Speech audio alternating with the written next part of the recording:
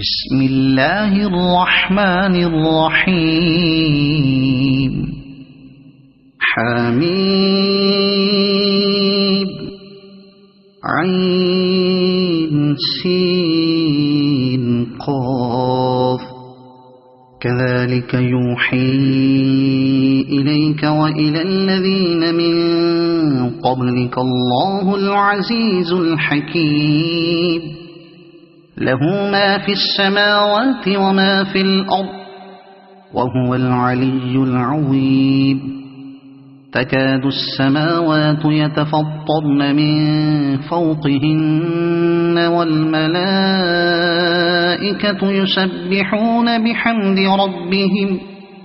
يسبحون بحمد ربهم ويستغفرون لمن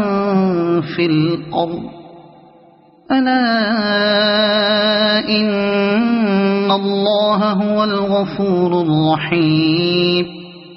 والذين اتخذوا من دونه أولياء الله حفيظ عليهم وما أنت عليهم بوكيل وكذلك أوحينا إليك قرآنا عربيا لتنذر أم القرى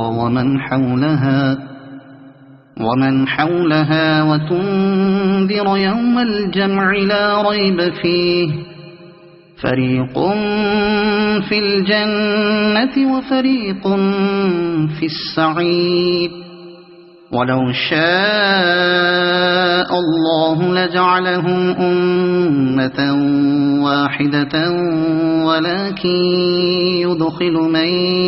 يشاء في رحمته والظالمون ما لهم من ولي ولا نصير أم اتخذوا من دونه أولياء فالله هو الولي وهو يحيي الموتى وهو على كل شيء قدير وما اختلفتم فيه من شيء فحكمه إلى الله ذلكم الله ربي عليه توكلت وإليه أنيب فاطر السماوات والأرض جعل لكم من أنفسكم أزواجا ومن الأنعام أزواجا يذرأكم فيه ليس كمثله شيء وهو السميع البصير له مقاليد السماوات والأرض يبسط الرزق لمن يشاء ويقدر إنه بكل شيء عليم شرع لكم من الدين ما وصى به نوحا والذي أوحينا إليك وما وصينا به إبراهيم وموسى وعيسى أن أقيموا الدين ولا تتفرقوا فيه كبر على المشركين ما تدعوهم إليه الله يجتبي إليه من يشاء ويهدي إليه من ينيب وما تفرقوا إلا من بعد ما جاءهم العلم بغيا بينهم ولولا كلمة سبقت من ربك إلى أجل مسمى لقضي بينهم وإن الذين أورثوا الكتاب من بعدهم لفي شك منه مريب فلذلك فادع واستقم كما أمرت ولا تتبع أهواءهم وقل آمنت بما أنزل الله من كتاب وأمرت لأعدل بينكم الله ربنا وربكم لنا أعمالنا ولكم أعمالكم لا حجة بيننا وبينكم الله يجمع بيننا وإليه المصير والذين يحاجون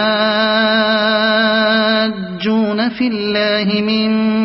بعد ما استجيب له حجتهم داحضة عند ربهم وعليهم غضب ولهم عذاب شديد الله الذي أنزل الكتاب بالحق والميزان وما يدريك لعل الساعة قريب